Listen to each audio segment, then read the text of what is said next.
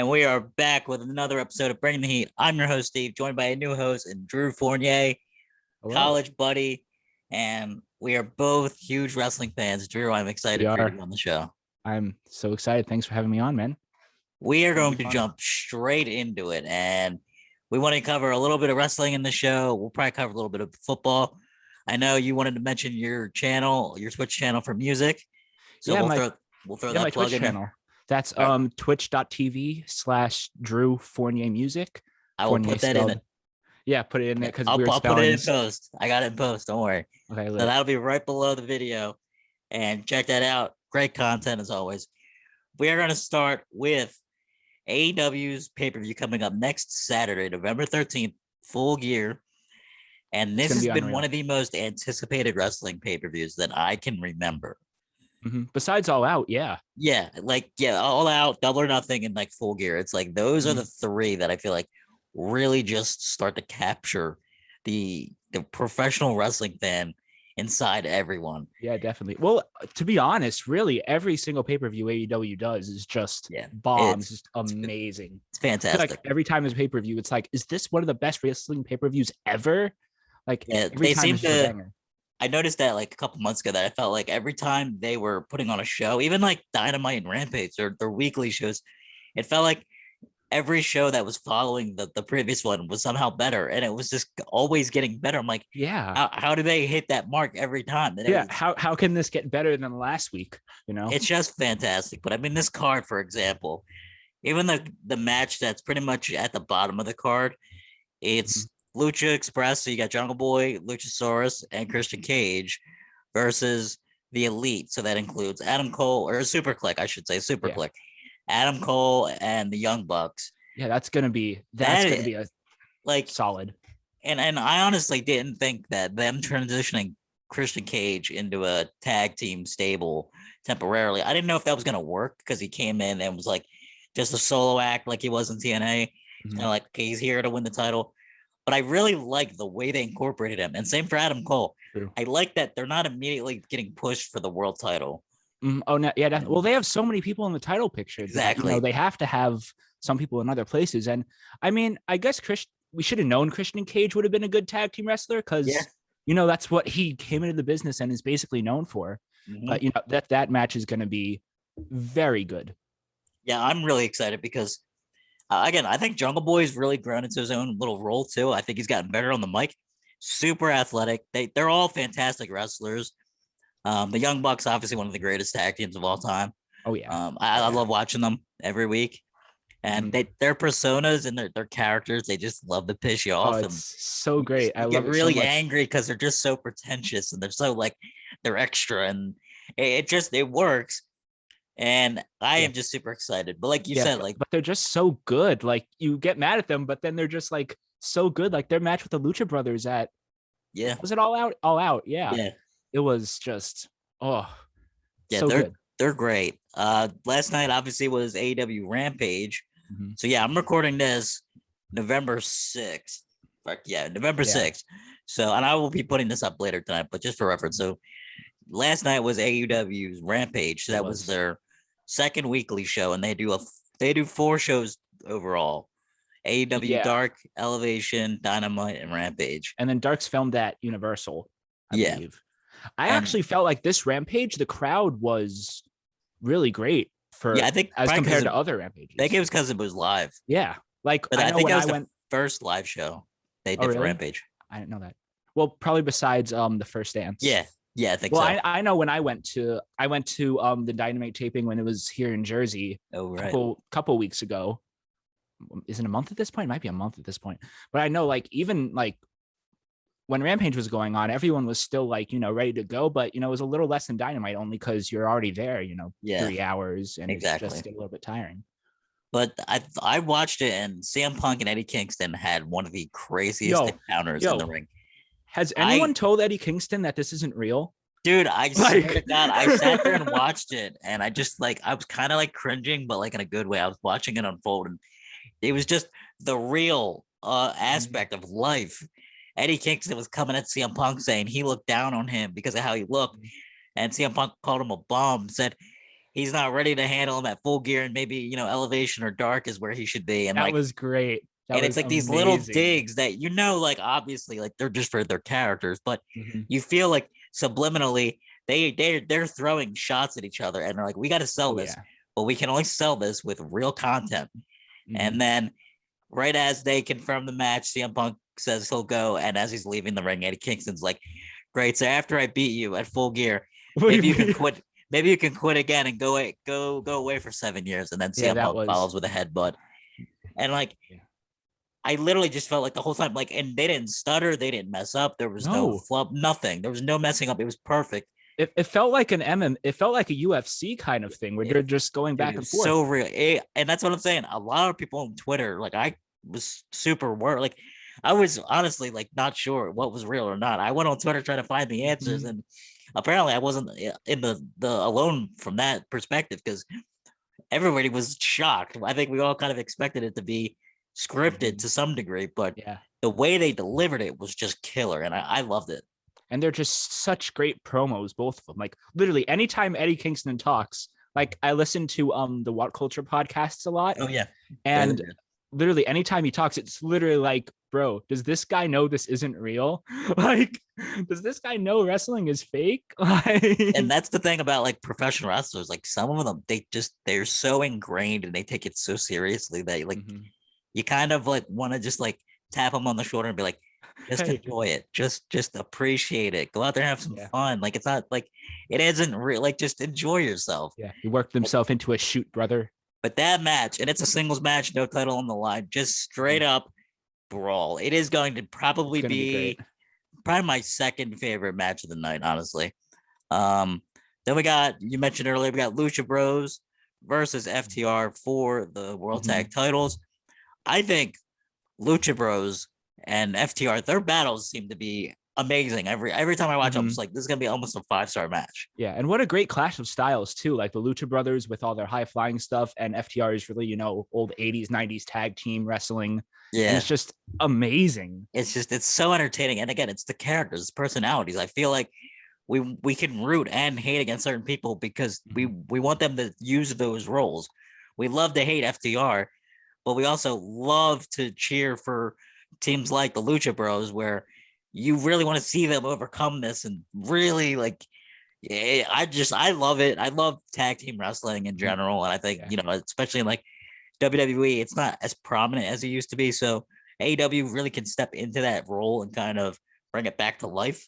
Oh yeah, definitely. Like, they've had so many like 5-star tag team matches. Also, everyone loves watching Rey Fenix try to kill himself every match. Yeah, it's always the different types of moonsaults and dives that you can do. It's pretty shocking. Yeah.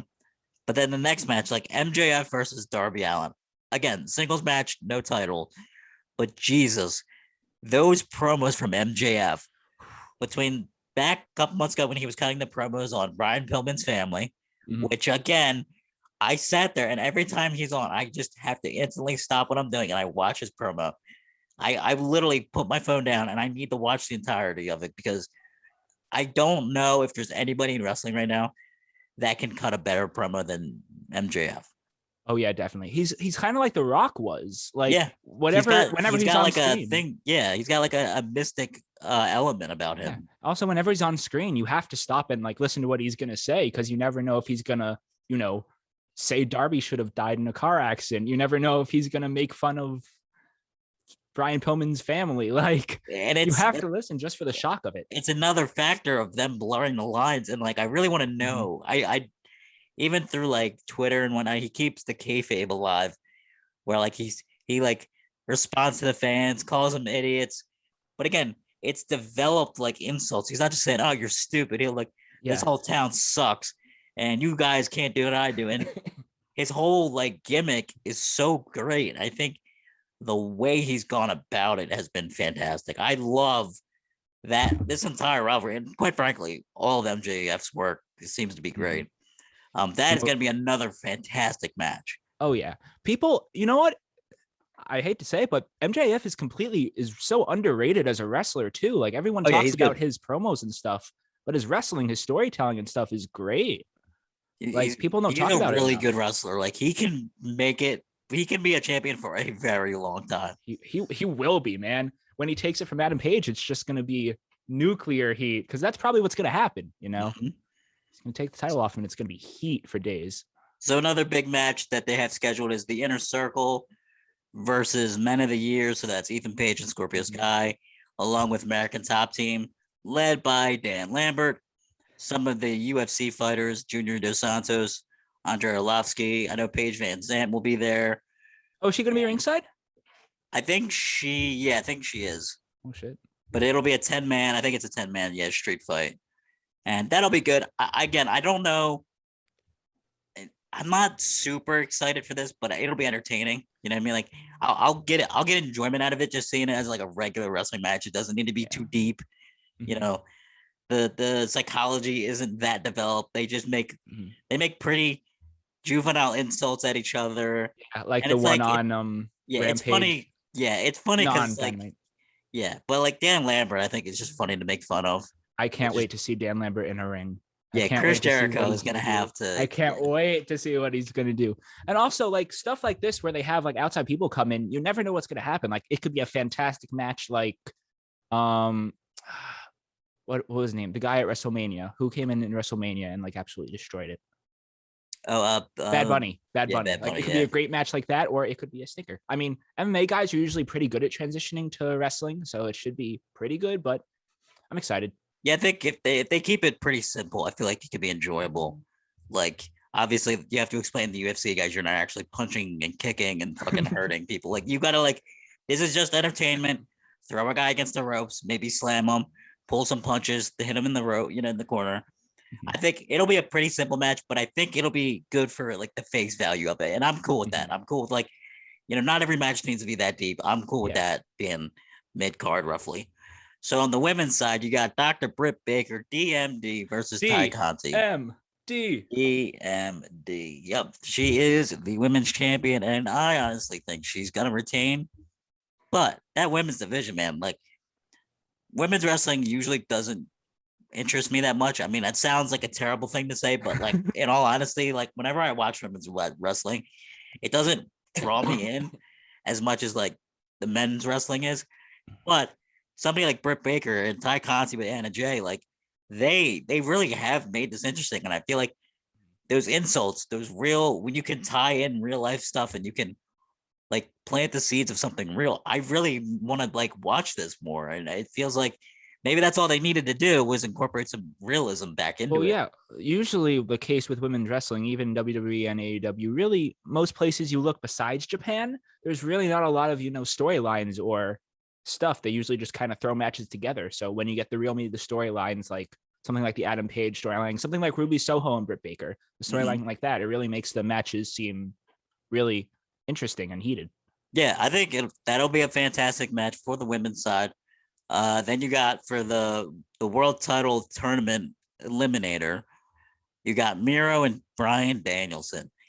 This is going to be a fight, and I like we get it, it's pro wrestling, but Bryan Danielson, Danielson he's gonna come back in the back, and he's gonna have scars and red marks all over his chest every week.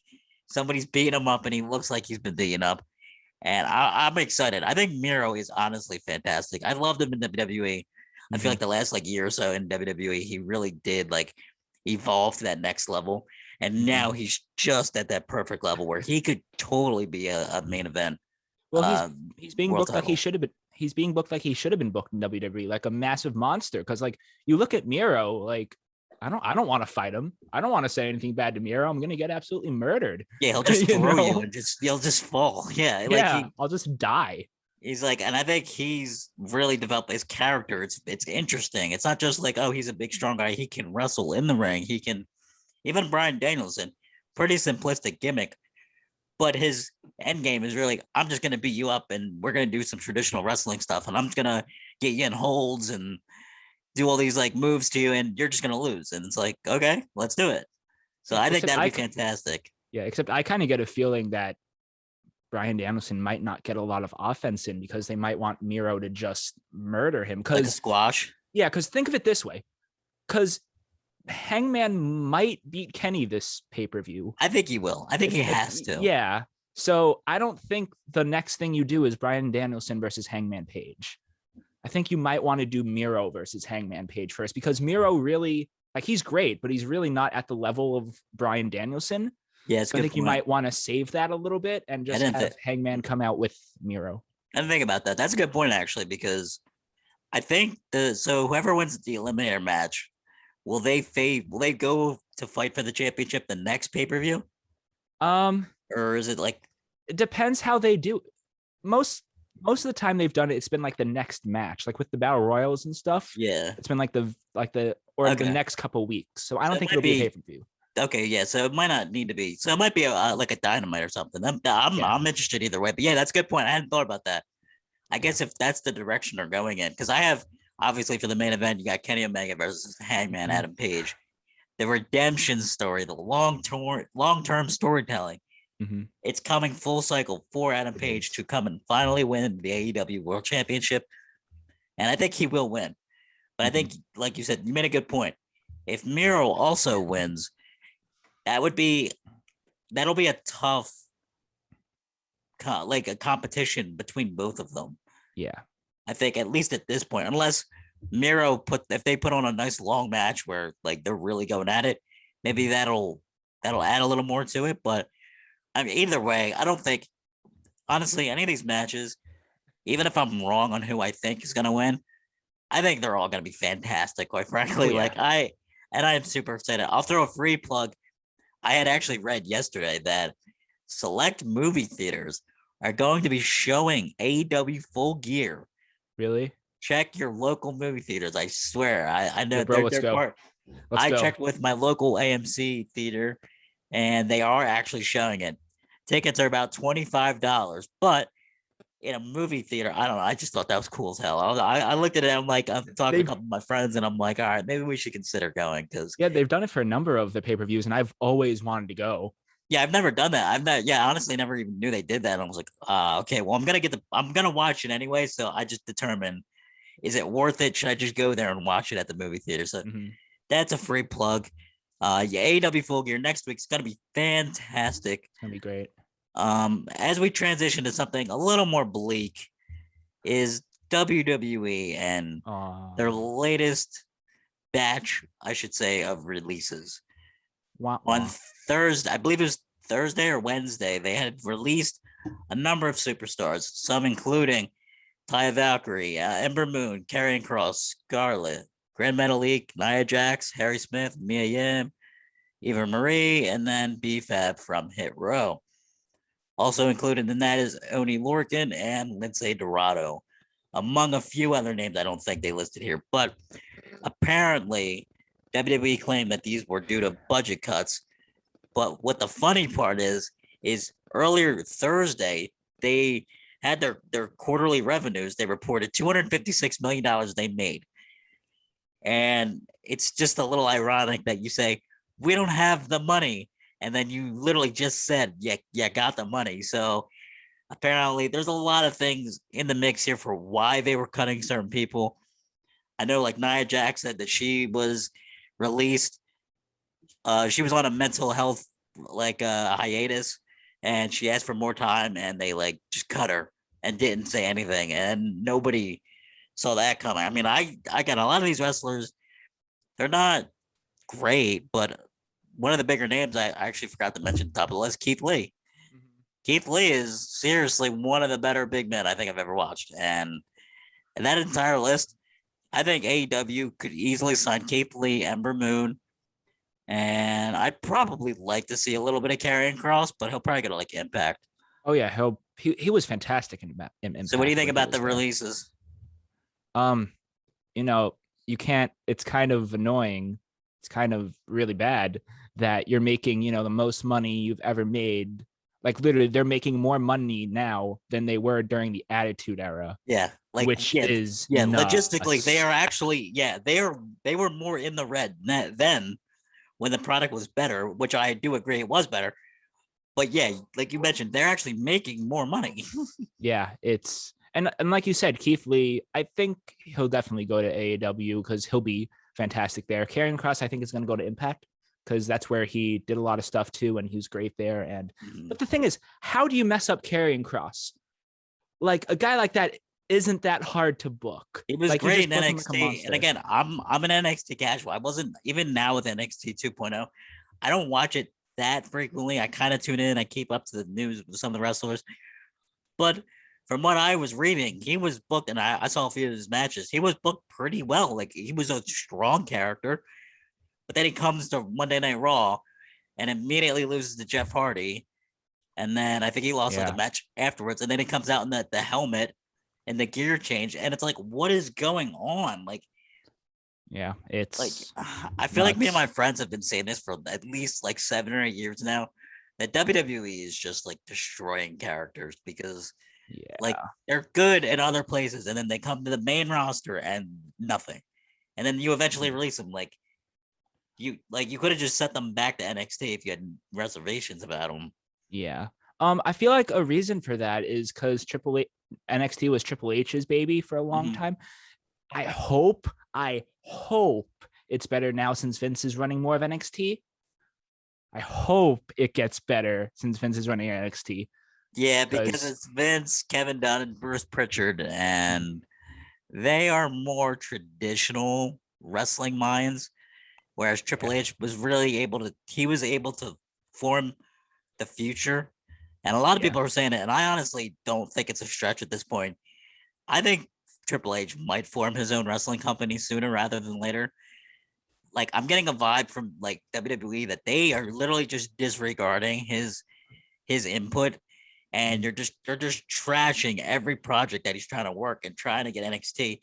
And remember, a couple years ago they mentioned NXT is no longer developmental. This is going to be a main brand. But now for the last 2 years, they haven't been included in Survivor Series. Yeah. So they're not really, they went back to a developmental brand. And nobody can really pull the trigger on how important are they. And I think with the original placement of AEW on Wednesdays, you had Dynamite and NXT competing at the same time slot on the same night. Then eventually NXT moving back to Tuesday, that I think was a huge like reality check that they can't just run the table and just keep their stuff on the same nights. And AEW just comes in and changes it, and they just change the culture. I mean, it was a big thing of how WWE is not the monopoly anymore. Exactly. Like, AEW is legit sort of competitor now. Yeah. Like, I remember reading something the other day that was like, when Raw hit its lowest things during the pandemic, it was like 1.4 or 1.5 million people watching, something like that. And AEW's like top show is like 1.3 million. Yeah, I think right now, and it's probably the closest competition they've had since WCW. I mean, I know by far. I know Impact tried that from like 2004 to like 2010, roughly.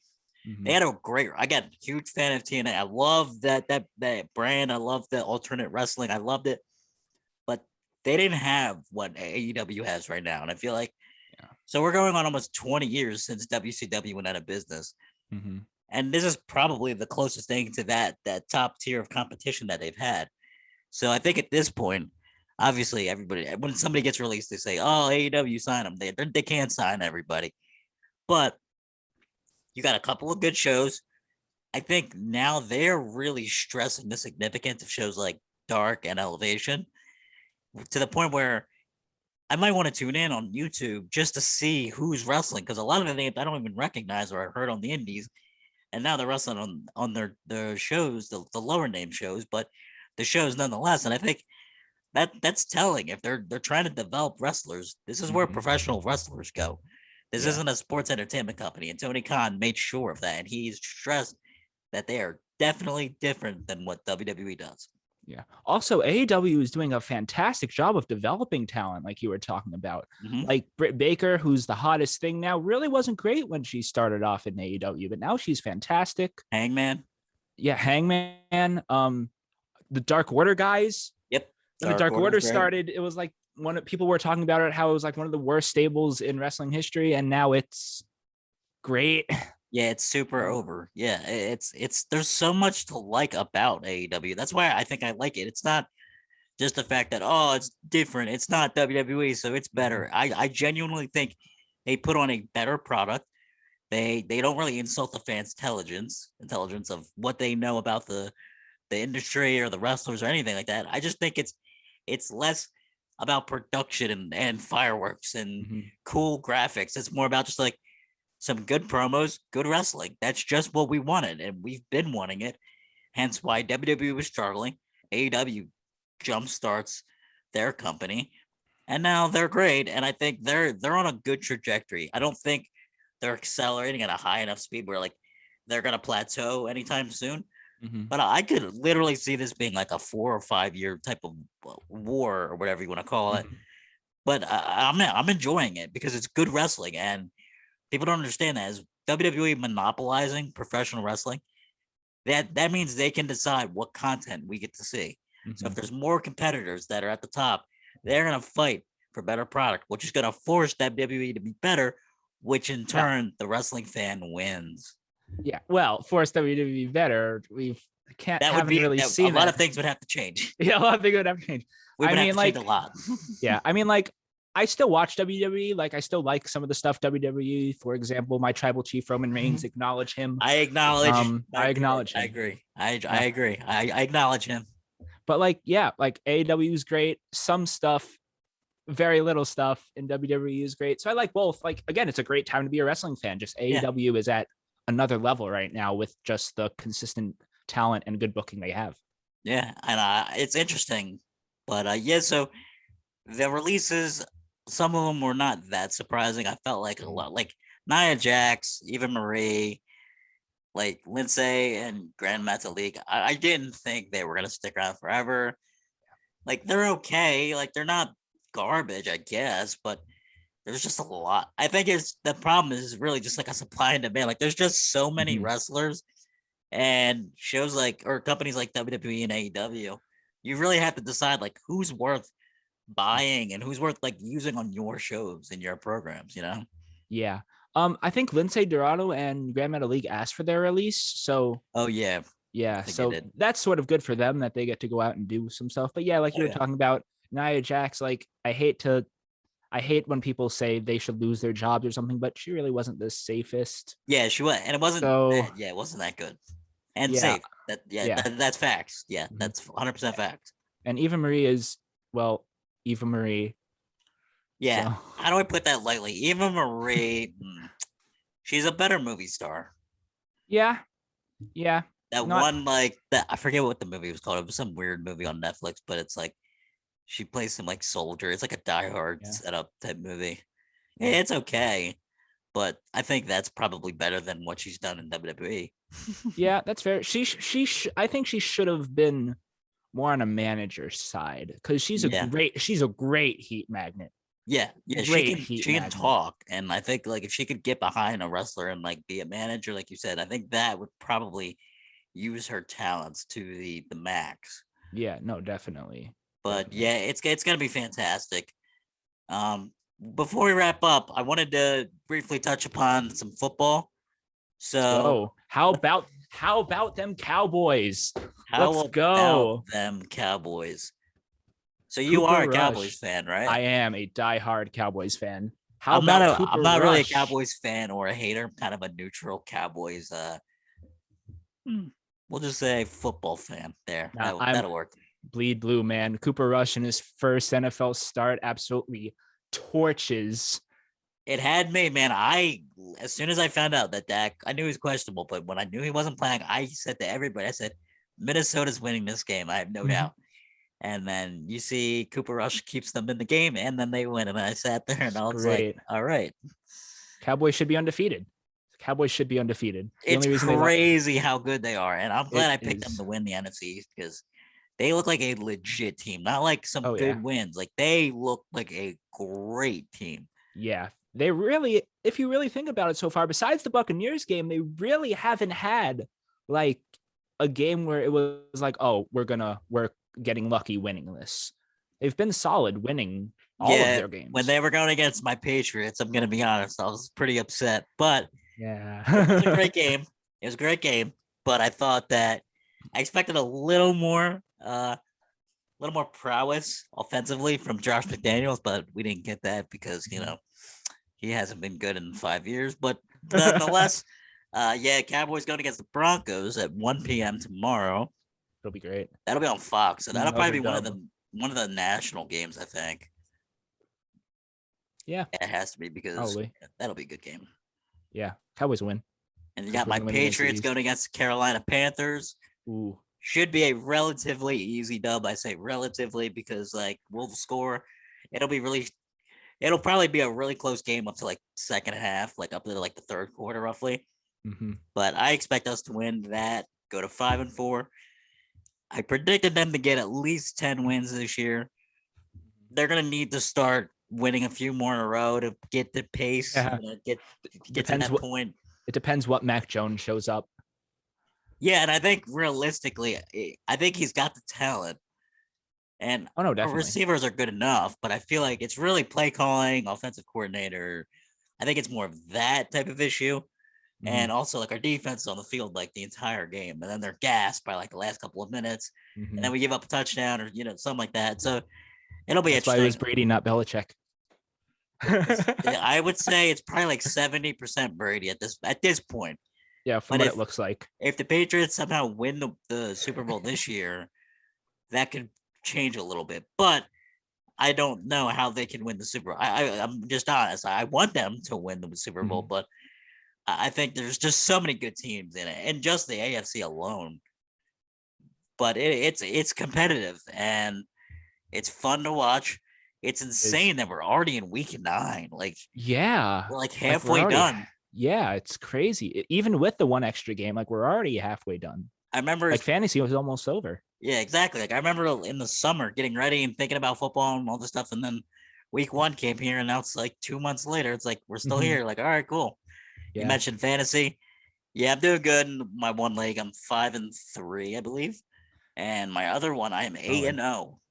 Oh, solid. Solid. I need 6 more wins to go undefeated. Never seen an undefeated fantasy football season, but yeah, I hope I can continue that. I think I've officially clinched the playoffs, but yeah, it'll be good. What about you? Are you in? I'm doing. Yeah, I'm in a league with some of my buddies from school.